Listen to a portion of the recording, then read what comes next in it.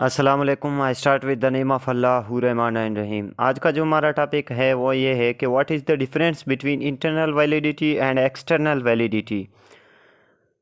तो first of all what is internal validity?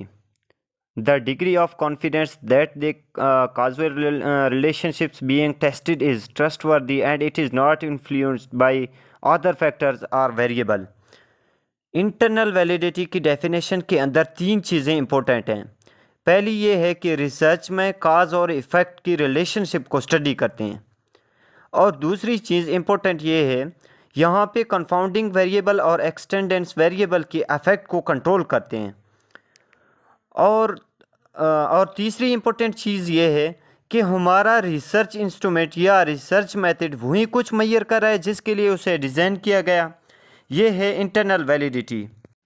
Second पे है what is external validity? The extent to which results from a research can be applied generalize to whole population और other situations group events. Research हमेशा sample के ऊपर की जाती है, whole population को स्टडी नहीं किया जाता।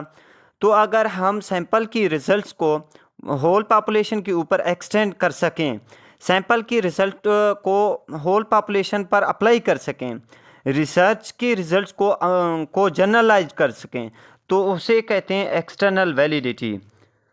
तो एक्सटर्नल वैलिडिटी के अंदर जनरलाइजेशन होती है कि हम सैंपल के रिज़ल्ट को होल पॉपुलेशन के ऊपर अप्लाई करते हैं। तो ये डिफरेंस है इंटरनल वैलिडिटी और एक्सटर्नल वैलिडिटी में।